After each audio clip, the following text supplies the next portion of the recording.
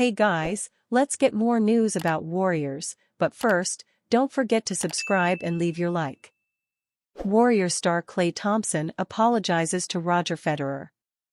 Golden State Warriors star Klay Thompson felt sorry they could not pull off the win against the Western Conference worst San Antonio Spurs during Roger Federer's visit at Chase Center. Roger is a great person, Thompson told reporters after their 126-113 loss to the Spurs on Saturday, March 9. I met him in Shanghai in 2018 and he's just super down to earth, especially with all the success he's had. He doesn't have to be, and he's just a really cool guy, and I watched him my whole life growing up. It was awesome to have him in the building. Unfortunately, we couldn't get a win for him. The tennis legend was in San Francisco to grace the announcement of the 8th edition of the Laver Cup, which Federer has organized in honor of tennis great Rod Laver. Chase Center, the Warriors' home arena, will host the event on September 19 to 21. Federer sat courtside with Warriors owner Joe Lacob and was treated to a disastrous performance from the home team. But it was just cool to be in the presence of greatness, and he's just such a humble, likable person, and it was awesome to see him here in San Francisco, Thompson said. Thompson's 27 points off the bench were not enough to lead the Warriors to a victory without his splash brother Stephen Curry, who was out with a right ankle injury. "Well, Steph makes our life easier," Thompson told reporters. "Because he demands attention, and for myself when I'm out there, I don't try to put more pressure on myself. I'd just rather be myself and shoot open shots and create shots as well as make the basketball play." Thompson did exactly that, hitting 5 of 10 from downtown. But he rued his performance on the defensive end, his carelessness. "I mean, tonight was unfortunate. I got myself in foul trouble and had 3 turnovers, Thompson said. "That's inexcusable and I'll be better Monday." The Warriors looked a lot better in the second half with their spacing when coach Steve Kerr made his adjustment, starting him with Jonathan Kuminga. Kuminga scored 22 of his 26 points in the second half as Thompson's shooting gravitated the Spurs' defense, which gave him more open lanes to attack the rim. Kerr will likely start Thompson when they meet again on Monday, March 11, at San Antonio with Curry still out.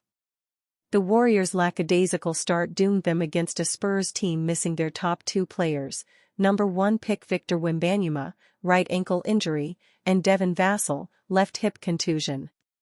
The starting lineup of Chris Paul, rookies Brandon Podziemski and Tracy Jackson-Davis, Draymond Green and Kuminga looked good defensively, holding the Spurs to only 9 points in the first 5 minutes of the game.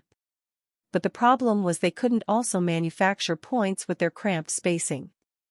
"My main motivation for the starting lineup was to get off to a great defensive start," Kerr told reporters after the jarring loss that nailed them at 10th spot in the West with 19 games left. "I wanted to set a tone with a really good defensive lineup. See how we could score." No Warriors starter scored more than 5 points in the first half. Steve Kerr's honest statement after Warriors vs Spurs. Even though the Golden State Warriors were missing Steph Curry against the Spurs on Saturday night, their loss against the team without Victor Wembanyama was a bad one, especially with what's at stake. After the game, Warriors head coach Steve Kerr spoke openly about the loss.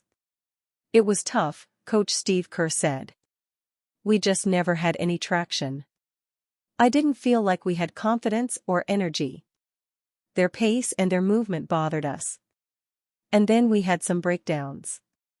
It just felt like we were never really in the game."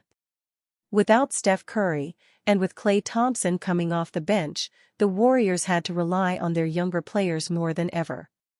It was an experience that Steve Kerr knows will have its ups and downs.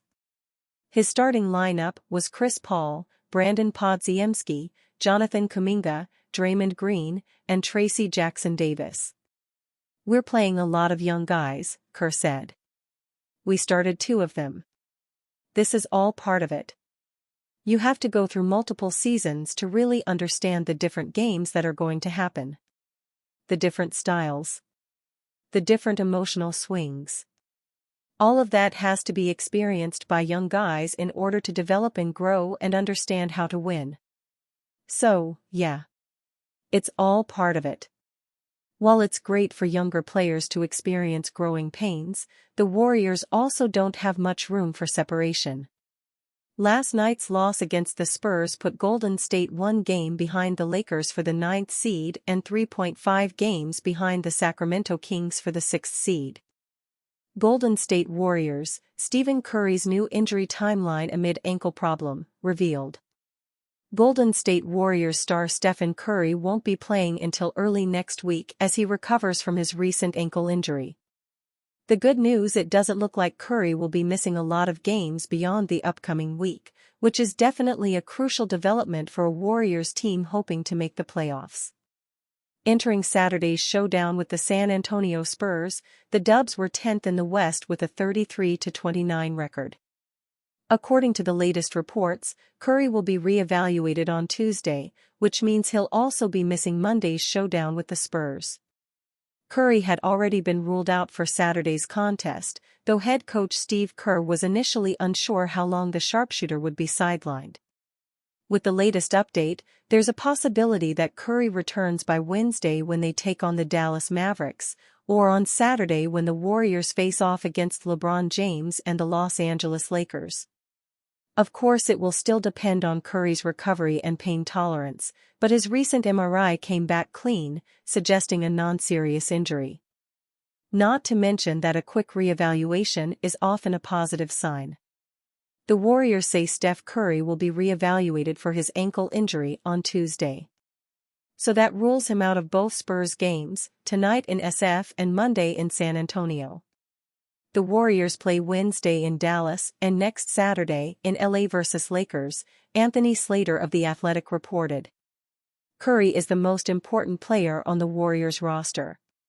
In the 59 games he has played so far this 2023-24 season, the GOAT shooter is averaging 26.9 points, 4.4 rebounds and 4.9 assists, all while shooting 44.9% from the field and 40.7% from deep.